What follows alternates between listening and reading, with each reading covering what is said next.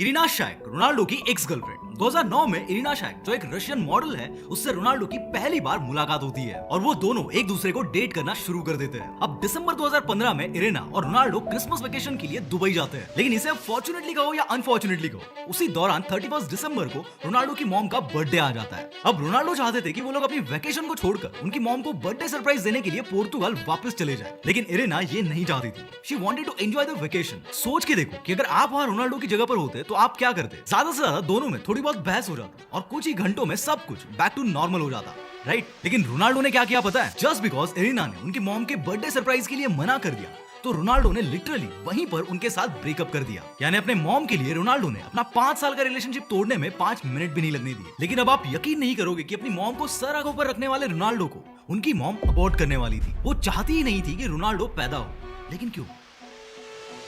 Cristiano Ronaldo, दुनिया में शायद ही कोई होगा जिसने ये नाम ना सुना हो। He is the highest goal scorer in the history of football with 920 goals and still counting। वही उनके सबसे बड़े राइवल मेसी के अभी तक 900 गोल्स भी नहीं हुए हैं। Even he is the highest paid footballer in the world, जिसने 2024 में यानी एक ही साल में 2200 करोड़ रुपए से भी ज्यादा का रेवेन्यू अर्न किया है। ये बंदा पोर्तुगल की हिस्ट्री का अब तक का बेस्ट प्लेयर रहा है, जिसने अपने कंट्री को उनकी हिस्ट्री का पहला टूर्नामेंट जितवाया है और इवन 10 बार ये बंदा Portugal's player of the year भी रह चुका है। And most importantly, he is the world's most followed person on social media with more than 100 crore followers. लेकिन जैसे कि मैंने शुरुआत में ही कहा कि रोनाल्डो जैसे लेजेंड को उनकी मॉम अबॉर्ट करवाना चाहती थी। यही नहीं बल्कि आज करोड़ों की कार में घूमने वाला ये बंदा, आलीशान बंगलों में रहने वाला ये बंदा एक वक्त पर लोगों से मांग मांग कर बर्गर खाता था। अपने फुटबॉल करियर को लेकर इसे थोड़ी बहुत होप्स मिलने लगी थी, तभी उसको पता चलता है कि उसे टैकीकार्डिया नाम की एक भयंकर बीमारी है। जैसे तैसे करके जब ये बंदा इस बीमारी से बाहर निकल जाता है और फुटबॉल खेलना शुरू ही करता है कि एक पूरी लॉबी इस बंदे को डिफेम करने के लिए हाथ धोकर इसके पीछे पड़ जाती है। रोनाल्डो की लाइफ को स्टडी करते वक्त मुझे ऐसे कई शॉकिंग इंसिडेंट्स मिले जो ना आज तक मैंने किसी यूट्यूबर से सुने हैं और ना ही किसी पॉडकास्ट में इसे डिस्कस किया गया है। इस डॉक्यूमेंट्री का रिसर्च करने के लिए मैंने रोनाल्डो और उनको जानने वाले हर एक बंदे के इंटरव्यूज तो देखे ही है, बट अपार्ट फ्रॉम दैट इस डॉक्यूमेंट्री को और इन डेप्थ बनाने के लिए मैं पर्सनली 35 से भी ज्यादा ऐसे लोगों से मिला जो रोनाल्डो के डाई हार्ड फैंस हैं।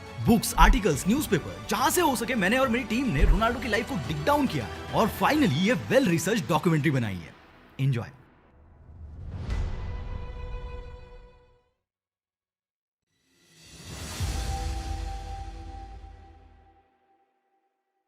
इक्कीस अगस्त 2024 को रोनाल्डो अपने इंस्टाग्राम पर एक रील शेयर करते हैं।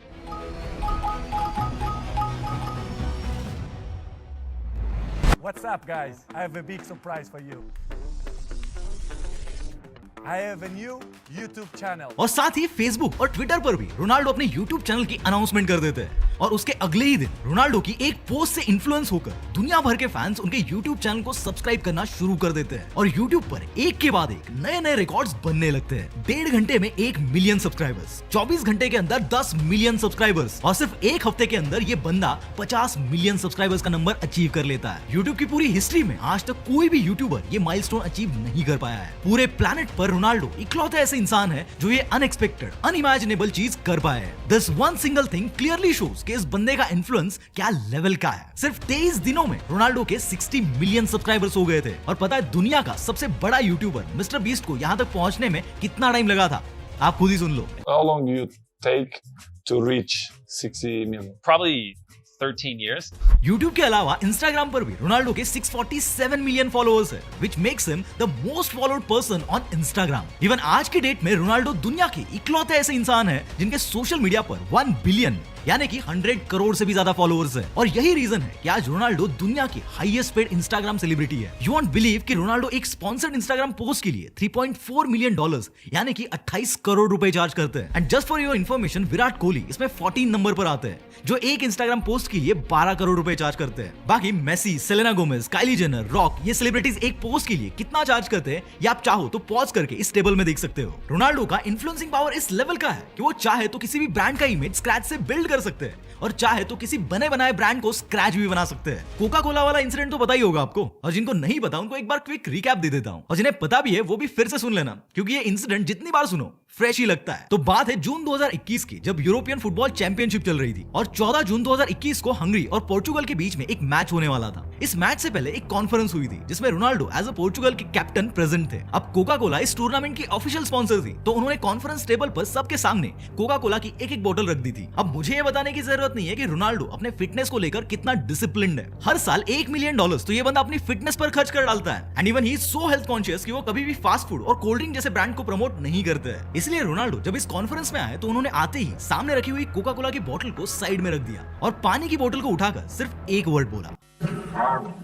आगुआ एक पोर्टुगीज वर्ड है जिसका मीनिंग होता है वाटर। सो नोइंगली या अननोइंगली रोनाल्डो के थ्रू लोगों तक ये मैसेज गया कि लोगों को शुगरी ड्रिंक्स की जगह पानी पीना चाहिए। रोनाल्डो के थ्रू हुई इस एक रैंडम चीज की वजह से कोका कोला का मार्केट कैप $4 बिलियन यानी कि अराउंड 32,000 करोड़ रुपए से गिर गया था। मतलब इमेजिन करो कि एक बॉटल को बस यहाँ से वहां सरकाने की वजह से अगर ये बंदा किसी वेल नोन ब्रांड का मार्केट कैप 32,000 करोड़ रुपए से गिरा सकता है तो इसकी इन्फ्लुएंस पावर क्या लेवल की होगी। अब इस कोका कोला वाले इंसिडेंट के सिर्फ 2 महीने बाद रोनाल्डो के इन्फ्लुएंस का एक और एग्जांपल देखने को मिलता है। देखो रोनाल्डो भले ही एक पोर्चुगीज प्लेयर है, लेकिन वो अपने करियर में रियल मैड्रिड, यूवेंटस, अल नसर ऐसे कई अलग अलग क्लब्स के लिए खेल चुके हैं। लेकिन इन सब में से उनका फेवरेट क्लब है इंग्लैंड का Manchester United. And I love that club. You know, I'm not that kind of guy that forgot the past. देखो 2003 से लेकर 2009 के बीच रोनाल्डो मैनचेस्टर यूनाइटेड के लिए खेलते थे। इसके बाद उन्होंने मैनचेस्टर को छोड़कर दूसरे क्लब्स के लिए खेलना शुरू कर दिया। लेकिन 27 अगस्त 2021 को मैनचेस्टर यूनाइटेड अपने ऑफिशियल ट्विटर अकाउंट से एक ट्वीट करती है, वेलकम होम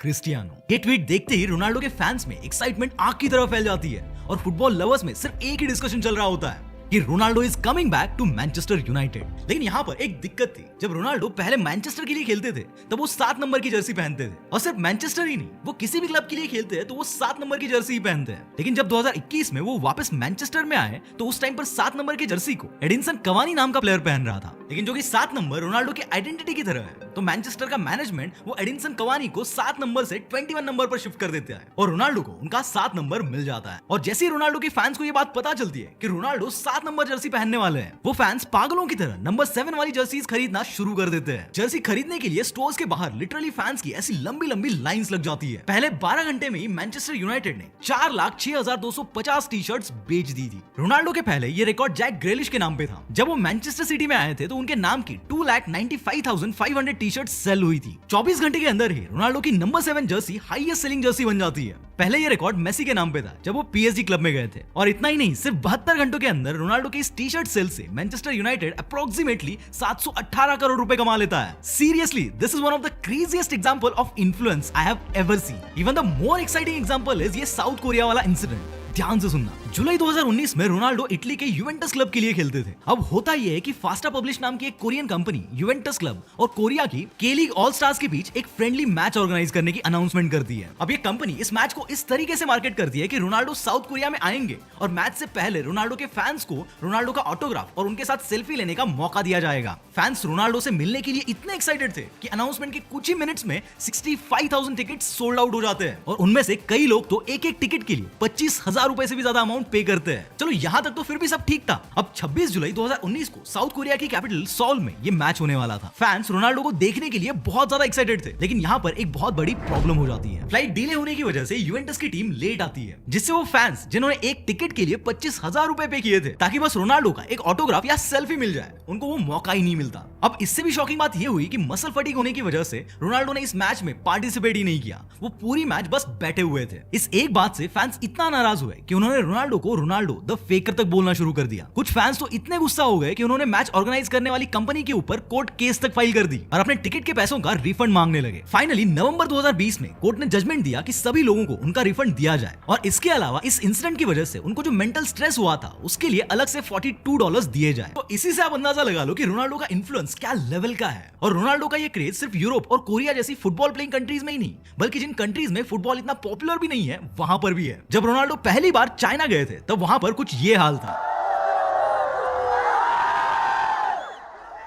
2023 में जब वो एक मैच खेलने के लिए ईरान के इमाम खोमेनी इंटरनेशनल एयरपोर्ट पर लैंड करते हैं तो लैंड करते ही वहां पर उनके फैंस की इतनी भीड़ इकट्ठा हो जाती है जितनी की शायद किसी पॉलिटिकल कैंपेन के लिए भी ना होती हो। और इवन जब वो एयरपोर्ट से होटल जा रहे थे तब उनके फैंस लिटरली उनके बस के पीछे ऐसे भागने लगे थे। और रोनाल्डो का ये सेम क्रेज इंडिया में भी है। Until Ronaldo was there, I was a Real Madrid fan. Ronaldo का यही क्रेज और worldwide popularity is the reason कि नाइकी ने रोनाल्डो के साथ $1 बिलियन की लाइफ टाइम डील साइन की है। आज पूरी दुनिया में 4 ऐसे प्लेयर्स हैं जिनके साथ नाइकी ने लाइफ टाइम डील साइन की है और उनमें से 3 बास्केटबॉल प्लेयर्स हैं। रोनाल्डो ही सिर्फ एक प्लेयर है जो फुटबॉल बैकग्राउंड से आते हैं और नाइकी जैसे ब्रांड तो छोड़ो, पोर्चुगल जैसी कंट्री की गवर्नमेंट तक रोनाल्डो के इस इन्फ्लुएंस को अच्छे से समझती है। 2021 में पोर्चुगल की गवर्नमेंट ने विजिट पोर्चुगल नाम का एक कैंपेन लॉन्च किया था ताकि पोर्चुगल में फॉरेन टूरिस्ट को अट्रैक्ट किया जाए और इस कैंपेन के लिए पोर्चुगल गवर्नमेंट ने रोनाल्डो को ब्रांड एम्बेसडर बना दिया था। इवन इसके बाद इस कैंपेन को यूएसए के टाइम स्क्वायर पर भी शो किया गया था। Hi New York, what's up Times Square? It's me, Cristiano Ronaldo. Ronaldo की लाइफ को अच्छे से स्टडी करने के बाद मुझे लगने लगा कि इन्फ्लुएंस इस वर्ड का सिनोनिम अगर क्रिस्टियानो रोनाल्डो भी कर दे तो शायद गलत नहीं होगा। लेकिन जैसे कि मैंने शुरू में कहा था कि आज करोड़ों की सुपर कार्स में घूमने वाला ये बंदा कभी लोगों से मांग मांग कर बर्गर खाता था। इसकी क्या स्टोरी है? So this takes me to the chapter number 2 of this documentary.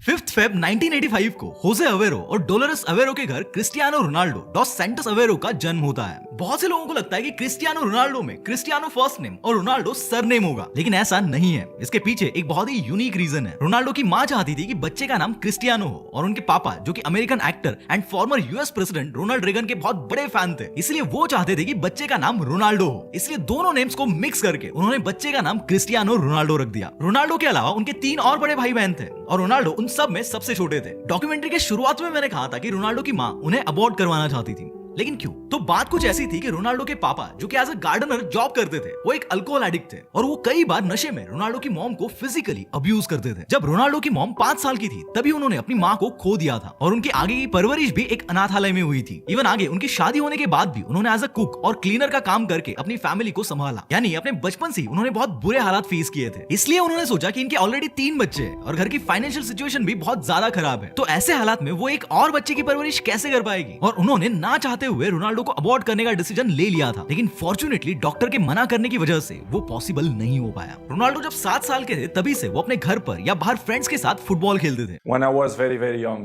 probably 7, 8, 9 years old, I started to play in home, in the street. वो ऐसे टाइम पास के लिए खेलते थे। उनका एज सच फुटबॉल में फुल टाइम करियर परस्यू करने का कोई प्लान नहीं था, लेकिन फिर धीरे धीरे फुटबॉल में उनका इंटरेस्ट बढ़ना शुरू हो गया। अब जैसे मैंने पहले बताया था कि रोनाल्डो के पापा एक अल्कोहल एडिक्ट थे, but let me tell you कि रोनाल्डो के इनिशियल फुटबॉल करियर में उनके पापा का सबसे बड़ा रोल रहा है। रोनाल्डो के पापा एक गार्डनर होने के साथ साथ एंडोरिनिया नाम की एक लोकल फुटबॉल टीम में पार्ट टाइम किट मैन का भी काम किया करते थे, इसलिए उनको फुटबॉल के बारे में अच्छा खासा नॉलेज था। इसीलिए जब वो अपने बेटे को फुटबॉल खेलते हुए देखते थे तो उनको फील होता था कि रोनाल्डो के अंदर फुटबॉल को लेकर एक हिडन टैलेंट है। इसी वजह से वो रोनाल्डो को फुटबॉल खेलने के लिए मोटिवेट करते थे। बचपन में रोनाल्डो फुटबॉल खेलने के साथ साथ स्ट्रीट क्लीनिंग का भी काम किया करते थे ताकि अपने पैशन को फॉलो करते करते कुछ पैसे कमाकर वो अपनी फैमिली को भी जितना हो सके उतनी हेल्प कर सके। बाद में रोनाल्डो ने अपने पापा के कहने पर ही एंडोरिनिया फुटबॉल टीम को ज्वाइन कर लिया। 1992 से लेकर 1995 तक यानी 3 साल तक वो एंडोरिनिया के लिए ही खेलते रहे, लेकिन 1995 में वो एंडोरिनिया को छोड़कर नासियोनाल क्लब में चले गए जो कि उस वक्त का सबसे बड़ा लोकल फुटबॉल क्लब हुआ करता था। अगले 2 साल तक रोनाल्डो ने नासियोनाल क्लब की तरफ से ही फुटबॉल खेला। इन 2 क्लब में लगभग 5 साल खेलने के बाद रोनाल्डो की फुटबॉल स्किल्स काफी इंप्रूव हो गई थी और अब रोनाल्डो की लाइफ में एक लाइफ चेंजिंग अपॉर्चुनिटी आने वाली थी,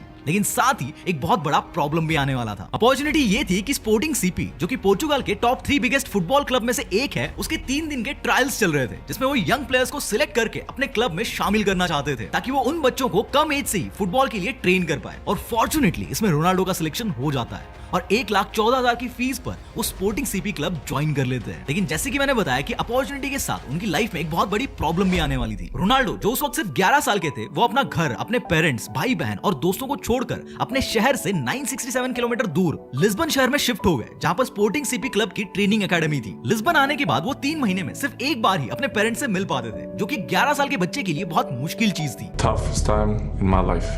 It was when I left my family with 11. Even उस दौरान रोनाल्डो के पास खाना खाने तक के पैसे नहीं होते थे और जब कभी उनको रात को भूख लगती थी तो उनको मांग कर खाना पड़ता था। Later nights, 10:30, 11, we are a little bit hungry. So we had a McDonald's next to the stadium where we live. And we always go to the back door and we knock the door. Hey, Any burgers left? और हाँ, इनकी ये problems यहीं पर खत्म नहीं होती। In fact ये तो बस शुरुआत ही है। अपने फुटबॉल ट्रेनिंग के दौरान वो लिस्बन के एक स्कूल में पढ़ाई भी कर रहे थे, लेकिन रोनाल्डो का जो पोर्चुगीज बोलने का एक्सेंट था वो लिस्बन के लोकल बच्चों से काफी अलग था, इसलिए उनके क्लासमेट्स उनका मजाक उड़ाते थे और इवन उनको बुली भी करते थे। एक बार तो स्कूल में उनको इतना परेशान किया गया था कि रोनाल्डो को संभालने के लिए उनके होम टाउन मदेरा से उनकी मॉम को स्कूल में बुलाया गया था। इस सब के चलते रोनाल्डो वहाँ पर काफी अकेले पड़ गए थे और इवन कई बार वो अकेले में बैठकर रोते भी थे। वो अंदर से इतना टूट चुके थे कि उन्होंने अपने फुटबॉल करियर को छोड़कर वापस मदेरा जाने तक का प्लान बना लिया था, लेकिन उन्होंने ऐसा नहीं किया। उस वक्त रोनाल्डो 14 साल के थे और उनके अंदर एक गट फीलिंग थी कि आराम से वो सेमी प्रोफेशनली खेल सकते हैं। इसीलिए उन्होंने अपनी मॉम और अपने कोच के साथ डिस्कस करके एक डिसीजन लिया। फुटबॉल छोड़ने की जगह रोनाल्डो ने अपनी पढ़ाई को ही छोड़ दिया, यानी सांप भी मर गया और लाठी भी नहीं टूटी। अब उनकी लाइफ की एक प्रॉब्लम तो सॉल्व हो गई, लेकिन उसके अगले ही साल उनकी लाइफ में एक उससे भी बड़ी प्रॉब्लम आकर खड़ी हो जाती है। रोनाल्डो को पता चलता है कि उनको टैकीकार्डिया है। टैकीकार्डिया एक बहुत ही सीरियस कंडीशन होती है जिसमें पेशेंट का हार्ट नॉर्मल से ज्यादा बीट करने लगता है। फॉर एग्जाम्पल, जब एक नॉर्मल आदमी रेस्ट कर रहा होता है तो उसका हार्ट एक मिनट में 60 से 100 बार बीट करता है, लेकिन टैकीकार्डिया पेशेंट्स में ये नंबर 100 से ऊपर ही रहता है। 15 साल की उम्र में ही टैकीकार्डिया को ट्रीट करने के लिए रोनाल्डो को एक हार्ट सर्जरी करवानी पड़ी थी, लेकिन इतने चैलेंजेस के बाद भी रोनाल्डो ने गिव अप नहीं किया और डेडिकेटेडली अपने गेम पर फोकस करते रहे और इसी डेडिकेशन का रिजल्ट उनको अब मिलने वाला था। अभी तक क्रिस्टियानो स्पोर्टिंग सीपी की यूथ टीम की तरफ से खेल रहे थे, लेकिन 2002 में उनको यूथ टीम से डायरेक्ट सीनियर टीम में प्रमोट कर दिया जाता है और उसी साल वो स्पोर्टिंग सीपी की बी टीम से स्पोर्टिंग सीपी की मेन टीम में आ जाते हैं। यही वो साल था जहां से रोनाल्डो का सीनियर फुटबॉल करियर शुरू होता है। यही से दुनिया को पता चलना शुरू होता है कि फुटबॉल वर्ल्ड में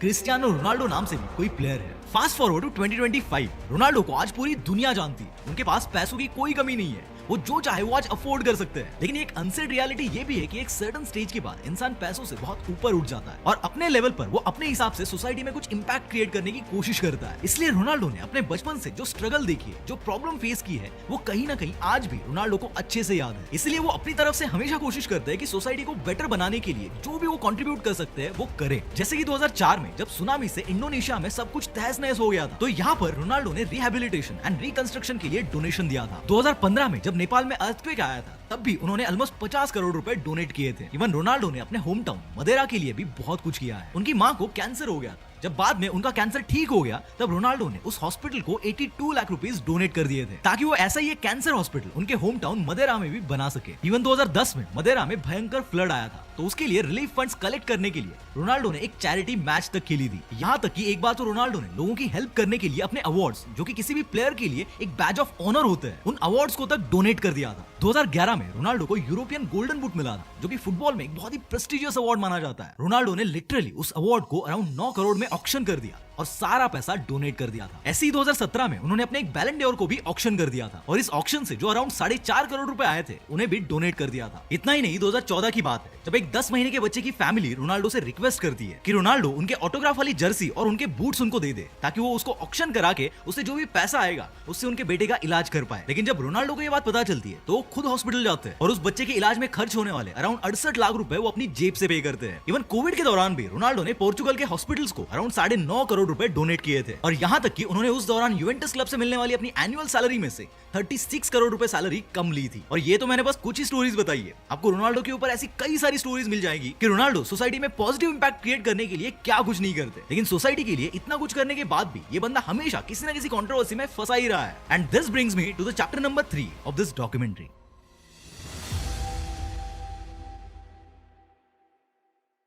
रोनाल्डो जो सोसाइटी में पॉजिटिव इंपैक्ट क्रिएट करने के लिए इतने एफर्ट्स लगाते हैं, अगर आप उनकी खुद की लाइफ को अच्छे से स्टडी करोगे तो यू विल नोटिस कि उनका पूरा करियर ही कई सारे नेगेटिव इंसिडेंट से भरा पड़ा है। रेप एलिगेशन से लेकर टैक्स एवेजन और लीगल बैटल से लेकर मीडिया ट्रायल्स तक उनकी लाइफ हमेशा से कई कंट्रोवर्सी से भरी हुई है। जुलाई 2017 में एक न्यूज आती है कि 2011 से लेकर 2014 के बीच में रोनाल्डो ने अप्रोक्सीमेटली 111 करोड़ का टैक्स चोरी किया है। इसके बाद ये केस कोर्ट में जाता है जहां पर रोनाल्डो को 2 साल की सस्पेंडेड जेल की सजा मिलती है, यानी कि उनको एक्चुअल में जेल नहीं जाना पड़ेगा लेकिन वो अंडर प्रोबेशन रहेंगे और बाद में अगर उन्होंने कभी ऐसा कुछ दोबारा किया तो उनको जेल होगी। इवन सस्पेंडेड जेल के साथ साथ उन पर अप्रोक्सीमेटली 140 करोड़ का फाइन भी लगाया गया था, जो बाद में स्पेनिश अथॉरिटीज के साथ निगोशिएट करके 124 करोड़ कर दिया गया था। अब इस वाले केस में तो रोनाल्डो सेटलमेंट कर लेते, लेकिन इसी टाइम पर अमेरिका में उनके ऊपर एक रेप केस की इन्वेस्टिगेशन शुरू हो जाती है और पर्टिकुलरली ये केस अगले 5 साल तक उनका जीना मुश्किल कर देता है। रोनाल्डो खुद बता दे कि फुटबॉल करियर के अलावा ये स्पेसिफिक केस उनकी लाइफ का सबसे डिफिकल्ट मोमेंट था और इस केस ने लिटरली उनकी पूरी फैमिली को भी ट्रॉमा दे दिया था। I'm not gonna forget that 2018 probably was the most difficult year. ये केस बड़ा कॉम्प्लिकेटेड है,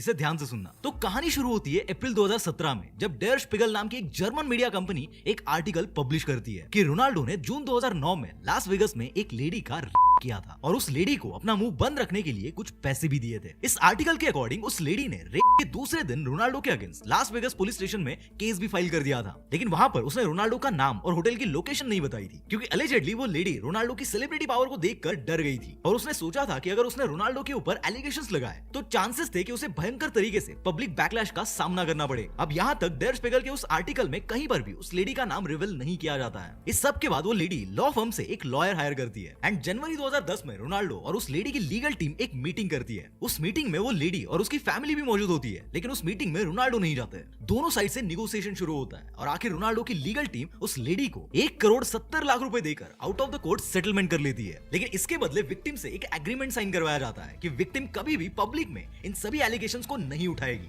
मतलब एक तरह से रोनाल्डो की लीगल टीम ने पैसा देकर उस लेडी का मुंह बंद करवा दिया था। अब सब कुछ सॉर्ट हो चुका था, लेकिन जैसे अप्रैल 2017 में डेर स्पिगल का ये आर्टिकल सामने आता है तो ये केस फिर से चर्चे में आता है। इस आर्टिकल के रिप्लाई में रोनाल्डो की एजेंसी जस्टिफ्यूड अपना स्टेटमेंट रिलीज करती है, जिसमें वो रोनाल्डो के अगेंस्ट लगाए गए सभी एलिगेशंस को डिनाई कर देती है और डेर स्पिगल के उस आर्टिकल को बस एक जर्नलिस्टिक फिक्शन कहकर बाजू में हो जाती है। लेकिन इसके बाद 29 सितंबर 2018 को डेर स्पिगल एक और आर्टिकल पब्लिश करता है और इस बार उस लेडी का नाम भी रिवील कर दिया जाता है, कैथरीन मायोर्गा, जो कि एक अमेरिकन टीचर थी। और यहाँ से ये केस फिर से एक नया टर्न लेता है। 2 अक्टूबर 2018 को विक्टिम की रिक्वेस्ट पर लास वेगस पुलिस इस केस को रीओपन करके इन्वेस्टिगेशन शुरू कर देती है और अब ये मैटर बहुत इंटेंस हो जाता है। अब रोनाल्डो खुद भी इस बात को एक्सेप्ट कर लेते हैं कि हम दोनों के बीच में हुआ था, लेकिन वो कंसेंचुअल था और मैंने जो भी किया वो कैथरीन के कंसेंट के साथ किया था। और ये जो भी चार्जेस रोनाल्डो के ऊपर लग रहे थे उस पर रोनाल्डो का कहना था कि सिर्फ उनको डिफेम करने के लिए एक इंटेंशनल डिफेमेशन कैंपेन चलाया जा रहा है। तो अब रोनाल्डो की ये बात सुनकर सवाल ये आता है कि अगर ये सब कुछ कंसेंचुअल था तो रोनाल्डो के लीगल टीम ने विक्टिम को पैसे क्यों दिए थे? अगर आपकी कोई गलती ही नहीं थी तो आपको डर किस बात का था? तो देखो, इस बात को लेकर रोनाल्डो के लॉयर ने सामने आकर कहा था कि पैसे देने का मतलब ये नहीं था कि हमने कैथरीन के एलिगेशंस को एक्सेप्ट कर लिया है। इनफैक्ट पैसे देकर हम इस केस को जल्दी से जल्दी खत्म करना चाहते थे, क्योंकि इस न्यूज के बाहर आने से रोनाल्डो की पब्लिक इमेज खराब हो सकती थी,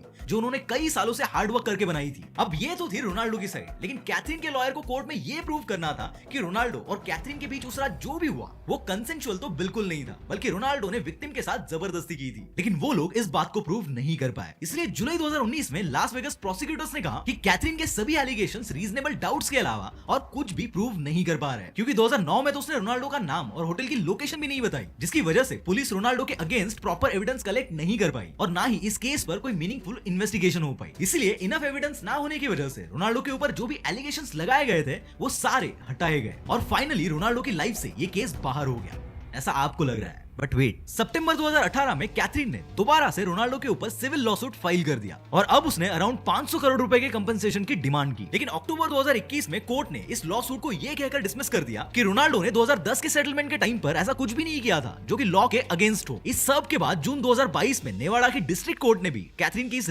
केस को डिसमिस कर दिया। इस केस में कैथरीन और रोनाल्डो की कई सारी इमेजेस भी सामने आई थी, जिसमें दोनों भी कंफर्टेबली डांस कर रहे हैं। जिस रात दोनों के बीच हुआ था ये उससे कुछ घंटे पहले की इमेजेस है। इन इमेजेस को देखकर कई लोगों का ये कहना था कि रोनाल्डो और कैथरीन के बीच जो भी हुआ वो कंसेंचुअल था, और वही कुछ लोगों का ये भी कहना था कि रोनाल्डो ने कैथरीन के साथ जबरदस्ती की थी। बाय द वे, इस पर आपकी क्या ओपिनियंस है कमेंट्स में बताना। इस पर्टिकुलर केस के अलावा रोनाल्डो के ऊपर और भी 2 केसेस लगी थी। पहला केस है स्कॉटलैंड वाला। नवंबर 2005 में यूके की स्कॉटलैंड यार्ड पुलिस ने क्राउन प्रोसिक्यूशन सर्विस यानी सीपीएस को एक फाइल सबमिट की थी, जिसमें ये लिखा था कि 2 अक्टूबर को 2 आदमियों ने सेंट्रल लंदन होटल में किसी का रेप किया है। बाद में रोनाल्डो को पुलिस स्टेशन बुलाया गया, जहां पर उनसे कुछ सवाल जवाब किए गए और उन्हें वापस भेज दिया। इसके बाद स्कॉटलैंड यार्ड के स्पोक्सपर्सन बोलते हैं कि रोनाल्डो के अगेंस्ट रेप करने के कोई एविडेंस नहीं है और उनको इनोसेंट बोलकर छोड़ दिया जाता है। और सरप्राइजिंगली जिन 2 लेडीज ने ये एलिगेशंस लगाए थे उनमें से एक तो बाद में एलिगेशन वापस भी ले लेती है। दूसरा केस है 2008 का। इसमें होता यह है कि 2008 में डेली मिरर नाम का एक ब्रिटिश न्यूज़पेपर रोनाल्डो के ऊपर शराब पीने के एलिगेशंस लगा देता है। नाउ यू माइट थिंक कि शराब पीना वेस्टर्न कल्चर में एक बहुत आम सी बात है, तो इसमें एलिगेशंस लगाने वाली कौन सी बात हो गई? तो देखो, एक बार रोनाल्डो ने बोला था कि वो शराब नहीं पीते हैं, लेकिन जुलाई 2008 में उन्होंने किसी इंजरी रिकवरी के लिए एक बार शराब पी ली थी इसके ऊपर डेली मिरर का कहना था कि रोनाल्डो ऐसे कैसे झूठ बोल सकते हैं, लेकिन जब रोनाल्डो ने डेली मिरर के अगेंस्ट डिफेमेशन को लेकर लीगल एक्शन ले ली तो नवंबर 2010 को डेली मिरर ने रोनाल्डो से माफी भी मांग ली और जो भी लीगल एक्सपेंसेस रोनाल्डो को देने पड़े थे उनका कंपेंसेशन भी दे दिया। सो जब आप रोनाल्डो की लाइफ को क्रोनोलॉजिकली स्टडी करोगे तो you will easily understand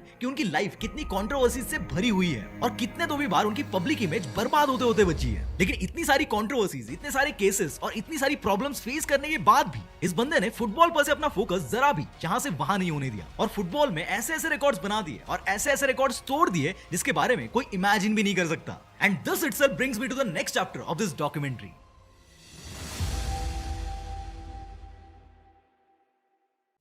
Ronaldo के करियर की शुरुआत होती है स्पोर्टिंग सीपी क्लब के साथ। वो इस क्लब के पहले ऐसे प्लेयर थे जिसने एक ही सीजन में अंडर 16, अंडर 17, अंडर 18 और इवन मेन टीम के लिए भी खेला था। बेसिकली होता यह था कि रोनाल्डो को एक टीम में डाला जाता था, लेकिन उनके क्रेजी परफॉर्मेंस की वजह से उनको नेक्स्ट टीम में प्रमोट कर दिया जाता था। स्पोर्टिंग सीपी क्लब के मैनेजर रोनाल्डो की ऐसी ड्रिबलिंग स्किल से इतने इंप्रेस हुए कि उन्होंने उनको डायरेक्ट मेन टीम में सिलेक्ट कर लिया था और यहीं से रोनाल्डो का सीनियर फुटबॉल करियर शुरू हुआ था। 14 अगस्त 2002 को रोनाल्डो ने यूएफए चैंपियंस लीग में इंटर मिलान के अगेंस्ट अपना पहला मैच खेला। ये जो यूएफए है ये बिल्कुल वैसा ही है जैसे एशियन क्रिकेट को ऑर्गेनाइज करने के लिए एशियन क्रिकेट काउंसिल यानी एसीसी है। जैसे एसीसी की सभी कंट्रीज सिर्फ एशिया से ही आती है, वैसे यूएफए की 55 कंट्रीज में से 52 कंट्रीज अकेले यूरोप से आती है। यूएफए एक ऑर्गेनाइजिंग बॉडी है जो नेशनल और क्लब लेवल पर कई सारे कॉम्पिटिशंस को ऑर्गेनाइज करती है। अगर नेशनल लेवल पर देखें तो वहां पर डिफरेंट कंट्रीज की नेशनल टीम पार्टिसिपेट करती है और वहीं पर क्लब लेवल की बात करें तो वहां पर चैंपियंस लीग सबसे ज्यादा पॉपुलर है जिसमें इन 55 कंट्रीज के कई अलग अलग क्लब्स पार्टिसिपेट करते हैं। इसको अगर और सिंप्लीफाइड लैंग्वेज में बताऊं तो जैसे क्रिकेट में इंडिया की आईपीएल है, पाकिस्तान की पीएसएल है, ऐसी अलग अलग कंट्रीज की अलग अलग लीग्स होती है। वैसे ही फुटबॉल में हर कंट्री की लीग होती है,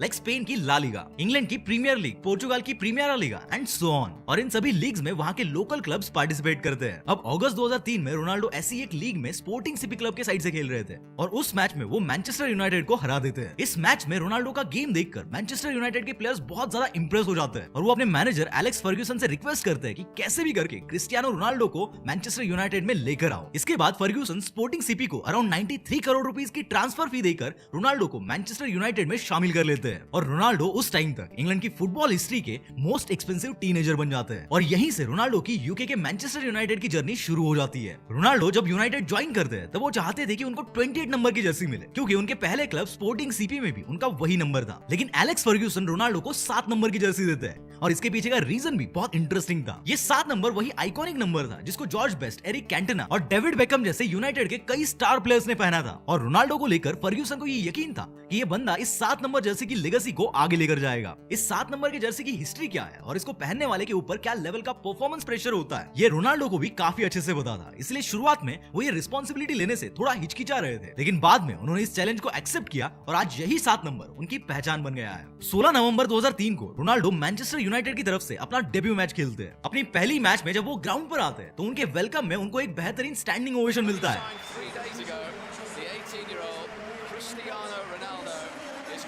इसलिए उनके इस डेब्यू को undoubtedly the most exciting debut भी कहा जाता है। रोनाल्डो ने जब यूनाइटेड ज्वाइन किया था तब उसके 2-3 साल में उनके कई टीम मेंबर्स के साथ पंगे हो गए थे, इवन उनको टीम से बाहर करने तक की बात हो रही थी और एक मैच में तो उनको बैन भी कर दिया गया था। अब देखा जाए तो 2006 के वर्ल्ड कप में क्रिस्टियानो रोनाल्डो पोर्चुगल की यंगेस्ट एवर गोल स्कोरर बन चुके थे, लेकिन एक बार रोनाल्डो पब्लिकली आकर कहते हैं कि उनको मैनचेस्टर यूनाइटेड क्लब की तरफ से वो सपोर्ट नहीं मिल रहा है जो वो डिजर्व करते हैं, इसलिए रोनाल्डो चाहते थे कि उनका ट्रांसफर किसी दूसरे क्लब में कर देना चाहिए। लेकिन इसी दौरान एक और चीज ये होती है कि 2006-07 के इंग्लिश प्रीमियर लीग सीजन में रोनाल्डो का परफॉर्मेंस इस लेवल का था कि उस सीजन के players player, fans player, young player of the year ये सभी टॉप अवार्ड्स रोनाल्डो को मिल जाते हैं और even footballer of the year का अवार्ड भी उन्हीं को मिल जाता है। यानी इसको आप ऐसे समझ सकते हो कि आईपीएल में किसी एक ही प्लेयर को उस सीजन के सभी टॉप अवार्ड्स मिल गए। सो दिस शोज कि रोनाल्डो का परफॉर्मेंस शुरुआत से ही क्या लेवल का था और ये तो बस अभी शुरुआत थी। 2008 रोनाल्डो की लाइफ का वो साल होने वाला था जिसमें रोनाल्डो स्टार से एक सुपरस्टार बनने वाले थे। 2008 के प्रीमियर लीग सीजन में रोनाल्डो हाईएस्ट गोल स्कोरर थे, जिसके लिए उनको प्रीमियर लीग का सबसे बड़ा award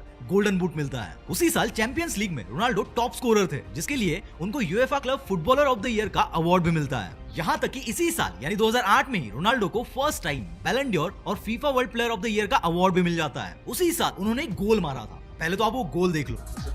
Ronaldo, why not have a go? Cristiano Ronaldo returns to Portugal. और ये वो गोल था जिसके लिए रोनाल्डो को पुस्कस अवार्ड मिलता है, जो best goal of the year का अवार्ड होता है। और तो और इसी साल रोनाल्डो को UEFA men's player of the year का अवार्ड भी मिल जाता है। यानी 2008 इस एक साल में रोनाल्डो को फुटबॉल में इंडिविजुअल लेवल के तीनों सबसे प्रेस्टिजियस अवार्ड्स मिल जाते हैं। रोनाल्डो की इन अचीवमेंट्स के पीछे एक बहुत बड़ा रोल था एलेक्स फर्ग्यूसन का, जो कि मैनचेस्टर यूनाइटेड के मैनेजर थे। It's unbelievable person. He treat me very good. As I say many times, he's like a father for me in football. अब 2009 में रोनाल्डो एक बहुत बड़ा डिसीजन लेते हैं। वो मैनचेस्टर यूनाइटेड को छोड़कर अब रियल मैड्रिड में चले जाते हैं और इंटरेस्टिंगली वो 2009 तक की फुटबॉल हिस्ट्री के मोस्ट एक्सपेंसिव ट्रांसफर बन जाते हैं with a transfer fee of 596 crore rupees. और इतना ही नहीं, जब वो रियल मैड्रिड को ज्वाइन करने के बाद उनके होम स्टेडियम आते हैं तो उनको वेलकम करने के लिए लिटरली 80,000 फैंस इकट्ठा हो जाते हैं और फुटबॉल हिस्ट्री में ऐसा कुछ पहली बार होता है। अब सब कुछ सही चल ही रहा था कि अक्टूबर 2009 में रोनाल्डो की एंकल में एक इंजरी हो जाती है, जिसकी वजह से वो 7 हफ्तों तक मैच नहीं खेल पाते। और इवन अगर देखा जाए तो 2009 से लेकर अराउंड 2013 तक वी कैन से कि फुटबॉल में मेसी का एरा था। 2009 से लेकर 2012 तक यानी कंटिन्यूअसली 4 साल तक मेसी लगातार 4 बैलन डोर लेकर गए थे, लेकिन 2013 में रोनाल्डो का वापस से कमबैक हो जाता है। 2013 और 14 बैक टू बैक 2 साल फीफा बैलन डोर रोनाल्डो अपने नाम कर लेते हैं। अब सितंबर 2015 में रोनाल्डो एक और रिकॉर्ड सेट करते हैं। ये राउल गोंजालेज है, जो रियल मैड्रिड के one of the best player थे। इन्होंने 550 मैचेस में 228 गोल मारे थे, जो कि सितंबर 2015 तक का हाईएस्ट रिकॉर्ड था। लेकिन सितंबर 2015 में रोनाल्डो ये रिकॉर्ड ब्रेक कर देते हैं और इसमें सरप्राइजिंग बात ये थी कि रोनाल्डो ये रिकॉर्ड सिर्फ 203 मैचेस खेलकर ही ब्रेक करते हैं। मतलब कहां 550 मैचेस और कहां 203 मैचेस। इसके बाद अगेन 2016 में रोनाल्डो अपना 4th बैलन डोर भी जीत जाते हैं। अब 2018 का बैलन डोर तो रोनाल्डो नहीं जीत पाते हैं, लेकिन रोनाल्डो उस साल एक ऐसा गोल मारते हैं। पहले तो वो गोल देख लो यार।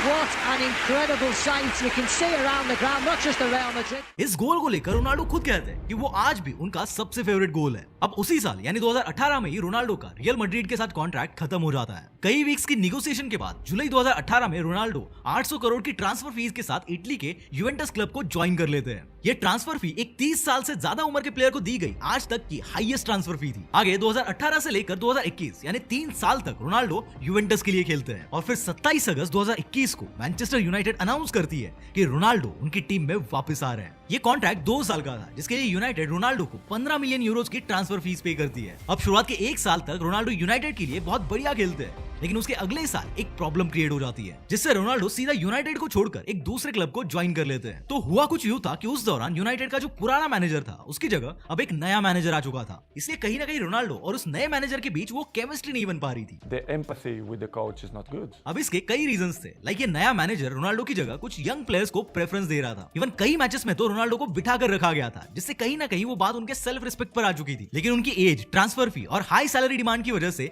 कई यूरोपियन क्लब्स उनको अफोर्ड ही नहीं कर पा रहे थे, इसीलिए उन्हें मना कर देते थे। अब फाइनली 22 नवंबर 2022 को यूनाइटेड रोनाल्डो के साथ का कॉन्ट्रैक्ट टर्मिनेट कर देता है। अब यहाँ से सबको लग रहा था कि रोनाल्डो की एज भी हो गई है और अब वो शायद रिटायरमेंट ले सकते हैं, क्योंकि ज्यादातर प्लेयर्स यही ऑप्शन चूज करते हैं। लेकिन यहाँ पर रोनाल्डो के करियर में एक ऐसा ट्विस्ट आता है जो किसी ने कभी एक्सपेक्ट भी नहीं किया था। 30 दिसंबर 2022 को एक न्यूज आती है कि रोनाल्डो ने सऊदी अरेबिया के फुटबॉल क्लब अल नसर के साथ 2025 तक का कॉन्ट्रैक्ट साइन कर लिया है और इसके लिए रोनाल्डो को 1740 करोड़ रुपए पर ईयर की आज तक की हाईएस्ट फुटबॉल सैलरी दी गई है। And this is how the Cristiano Ronaldo, जिन्होंने 2002 में ऑफिशियली अपने फुटबॉल करियर की शुरुआत की थी, वो कई सालों की अप्स एंड डाउन्स की जर्नी के बाद यहाँ तक पहुंचे हैं। लेकिन इन अप्स एंड डाउन्स में, सभी लीगल बैटल्स में और हर मुसीबत में अगर रोनाल्डो के साथ कोई खड़ा था तो वो थी उनकी फैमिली। और इतनी इंसाइटफुल और वेल रिसर्च डॉक्यूमेंट्री में अगर हम रोनाल्डो की फैमिली के बारे में बात नहीं करेंगे तो इस डॉक्यूमेंट्री में कुछ मिसिंग, कुछ अधूरा सा रह जाएगा। And this brings me to the 5th chapter of this documentary.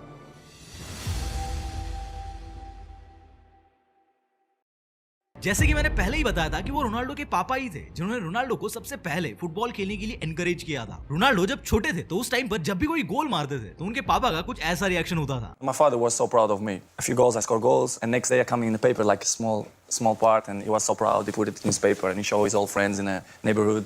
2002 में रोनाल्डो का सीनियर फुटबॉल करियर शुरू ही हुआ था और उसके सिर्फ 3 साल बाद यानी सितंबर 2005 में ओवर अल्कोहल कंजम्पशन की वजह से उनके पापा का लिवर फेल हो जाता है और रोनाल्डो के पापा की डेथ हो जाती है। उनके पापा अपनी ट्रीटमेंट करवाने के लिए रोनाल्डो के पास इंग्लैंड भी गए थे, लेकिन तब तक काफी देर हो चुकी थी और सिर्फ 52 साल की उम्र में उनकी डेथ हो गई थी। उस टाइम पर रोनाल्डो सिर्फ 20 साल के थे और ये उनके लिए ऑब्वियसली एक बहुत हार्ट ब्रेकिंग मोमेंट था, क्योंकि भले ही उनके पापा अल्कोहलिक थे लेकिन उन्होंने उनकी तरफ से जितना और जो हो सकता है रोनाल्डो के लिए वो सब किया था। 2004 में उनके पापा ने एक इंटरव्यू दिया था और जब उस इंटरव्यू को रोनाल्डो ने पहली बार देखा तब वो लिटरली कैमरे के सामने ही रोने लग गए थे।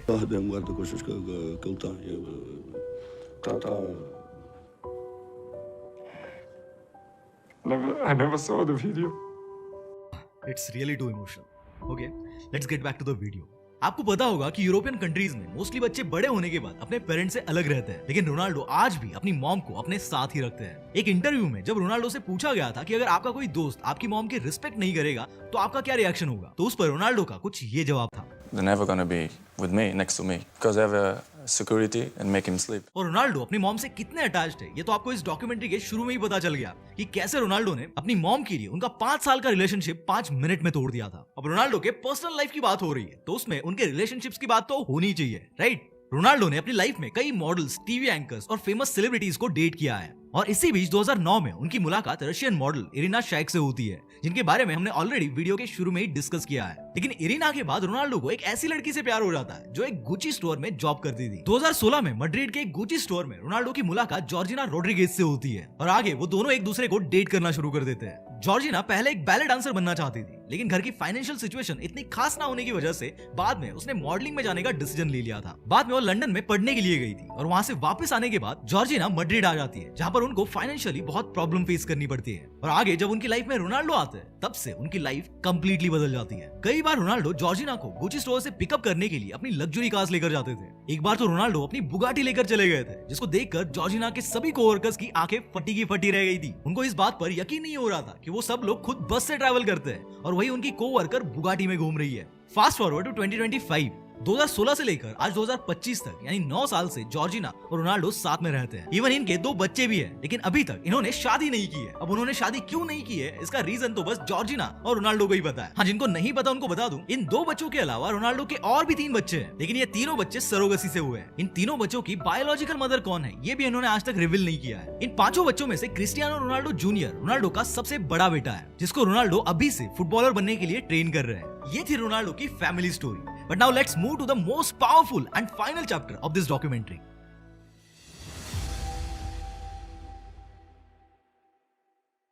रोनाल्डो की नेटवर्थ $1 बिलियन से भी ज्यादा है और वो पहले ऐसे फुटबॉलर है जिसने $1 बिलियन की नेटवर्थ क्रॉस की है। अब जब मैं रिसर्च कर रहा था तो मुझे एक बात बहुत फैसिनेट कर गई कि भाई पॉपुलर तो मेसी भी है, विराट कोहली भी है, MS धोनी भी है और ऐसे कई सारे एथलीट्स हैं जो कि ग्लोबली पॉपुलर है, लेकिन ये सब लोग रोनाल्डो के जितना बड़ा बिजनेस एम्पायर क्यों नहीं खड़ा कर पाए? ये लोग कहाँ कम पड़ गए? तो इसके ऊपर जब मैं रिसर्च करता गया तो आई गॉट टू नो कि फुटबॉल तो फुटबॉल, लेकिन बिजनेस को लेकर भी रोनाल्डो का जो माइंडसेट है वो कितना पावरफुल और विजनरी है। अभी कुछ महीने पहले एक न्यूज आई थी कि जैकी श्रॉफ ने भीड़ू इस वर्ड को ही पेटेंट कर लिया है और इवन उनके फोटोज और उनके नाम को कोई उनके कंसेंट के बगैर यूज ना करे, इसलिए वो दिल्ली हाई कोर्ट में तक गए थे। इवन 2022 में अमिताभ बच्चन ने भी अपने वॉइस और इमेजेस को पेटेंट कर लिया था। इंडिया में ऐसे और भी कई लोगों ने अपने इमेज राइट्स को पेटेंट कर लिया है, लेकिन इसमें नोटिस करने लायक बात यह है कि जब से एआई की हेल्प से डीप फेक वीडियोस वगैरह बननी शुरू हुई है, उसके बाद से हमारे यहाँ के लोग खुद के इमेज राइट्स को पेटेंट करने लग गए और वो भी अपनी इमेज वायलेशन की सेफ्टी के लिए। लेकिन पता है रोनाल्डो ने अपनी इमेज राइट्स कब पेटेंट करके रखे थे? 2009 में, यानी आज से 15 साल पहले, और वो भी हमारे यहाँ के सेलिब्रिटीज की तरह इमेज वायलेशन से बचने के लिए नहीं,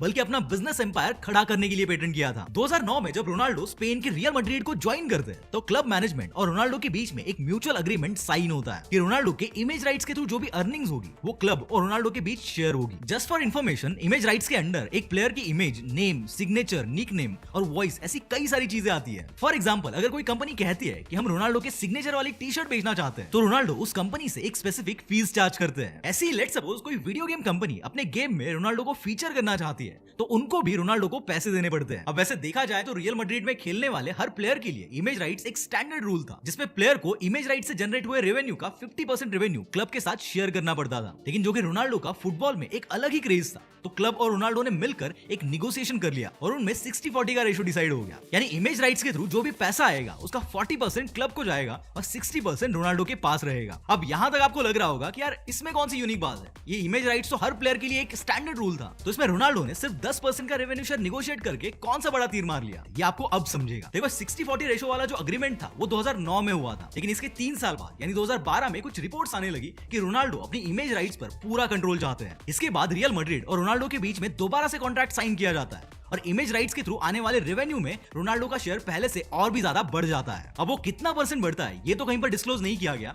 या फिर हो सकता है कि मुझे रिसर्च में ना मिला हो, लेकिन अगर आप में से किसी को पता है तो कमेंट्स में बता देना। अब 2012 में रोनाल्डो के पास जो भी इमेज राइट्स थे वो उनको यूज करके एक बहुत बड़ा गेम खेलते हैं, और यही वो स्ट्रैटेजी थी जिससे रोनाल्डो का बिजनेस यूरोप के बाहर, China, south Korea, even India और यहाँ तक कि पूरे एशिया में फैल जाता है। कैसे? जून 2015 में रोनाल्डो के पास जो भी खुद के इमेज राइट्स थे वो उनको पीटर लीम नाम के एक सिंगापुरियन बिजनेसमैन को बेच देते हैं। ये एक 6 साल का कॉन्ट्रैक्ट होता है जिसमें रोनाल्डो की इमेज राइट्स को अब पीटर लीम की मिंट मीडिया नाम की कंपनी कंट्रोल करने वाली थी। लेकिन ये सब करके रोनाल्डो को क्या मिलने वाला था? तो देखो 2015 वो टाइम था जब यूरोपियन फुटबॉल धीरे धीरे एशिया में पॉपुलर हो रहा था। अब एशिया हमारे प्लैनेट का सबसे बड़ा कॉन्टिनेंट है जहां पर पूरे वर्ल्ड की 60% पॉपुलेशन रहती है। इसलिए रोनाल्डो को यहाँ पर एक बहुत बड़ी फुटबॉल ऑडियंस दिखाई दे रही थी और वो चाहते थे कि एशियन फुटबॉल फैंस के बीच में उनकी पॉपुलैरिटी और बढ़े और पूरे एशिया में CR7 ब्रांड नेम मासेस तक पहुंचे। अब देखो इसके लिए रोनाल्डो ने अपने इमेज राइट्स एक ऐसे इंसान को बेचे जो ऑलरेडी एक बिलियनियर था। उसका खुद का वेलेंसिया नाम का फुटबॉल क्लब भी था एंड मोस्ट इंपोर्टेंटली वो सिंगापुर से था, इसलिए एशियन मार्केट में उसका अच्छा खासा नाम भी था। इसीलिए इसी पीटर लीम नाम के बिजनेसमैन को इमेज राइट्स बेचने की वजह से China, south Korea, even India और यहाँ तक कि पूरे एशिया में रोनाल्डो का जो क्रेज था वो और भी ज्यादा बढ़ गया। उसी एक डील की वजह से पिछले कई सालों से रोनाल्डो चाइना में मोस्ट पॉपुलर फुटबॉल प्लेयर बन चुके हैं। चाइनीज फैंस रोनाल्डो को सी लुओ नाम से जानते हैं, जिसमें सी मींस क्रिस्टियानो और Luo means Ronaldo. Even India में भी रोनाल्डो के लाखों हार्डकोर फैंस देखने को मिल जाते हैं। अब जैसे जैसे एशिया में रोनाल्डो की पॉपुलैरिटी बढ़ती गई, उनके इंस्टाग्राम फॉलोअर्स भी उसी स्पीड से बढ़ते गए और इस एक चीज ने रोनाल्डो का बिजनेस गेम कंप्लीटली बदल कर रख दिया।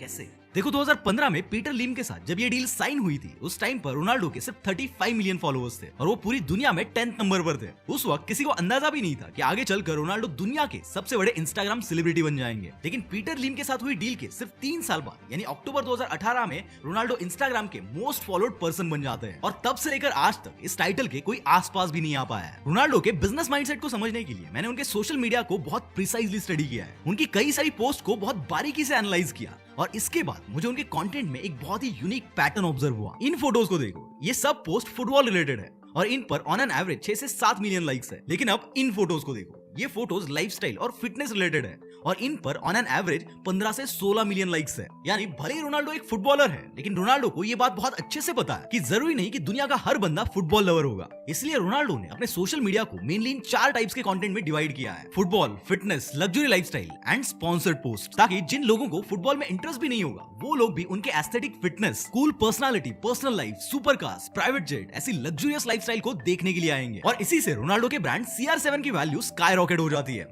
लेकिन कैसे?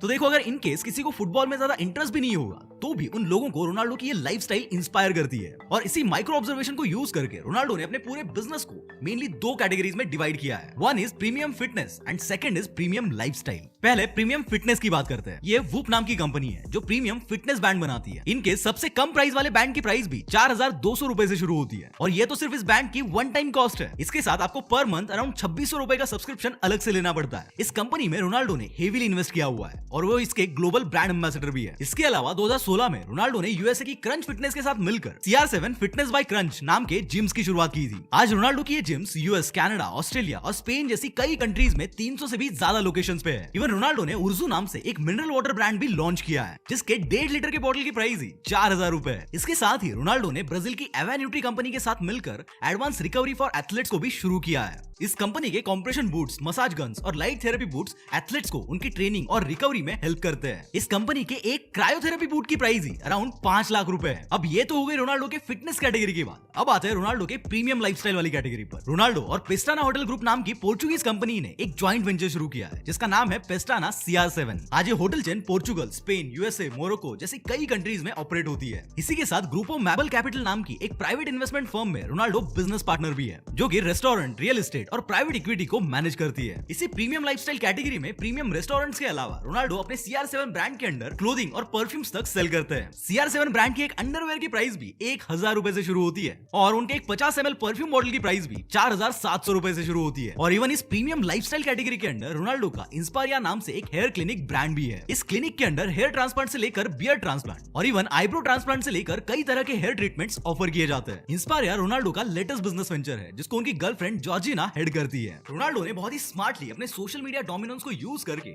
उसके अराउंड एक पूरा का पूरा बिजनेस एम्पायर खड़ा किया है जो कि हर एथलीट के बस की बात नहीं होती है।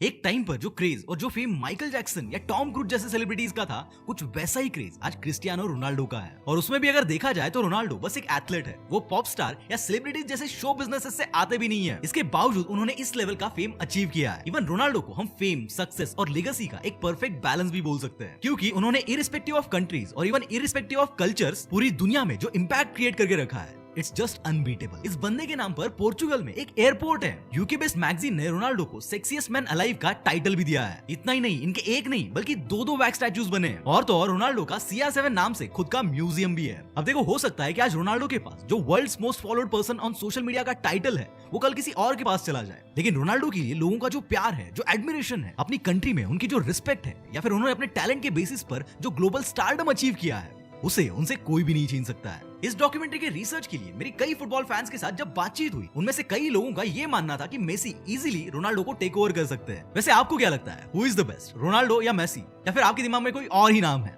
कमेंट्स में बताओ। और हाँ, अगर चैनल पर नए हो तो सब्सक्राइब करके जाना, क्योंकि चैनल पर ऐसी बहुत सारी और नई डॉक्यूमेंट्रीज आने वाली है।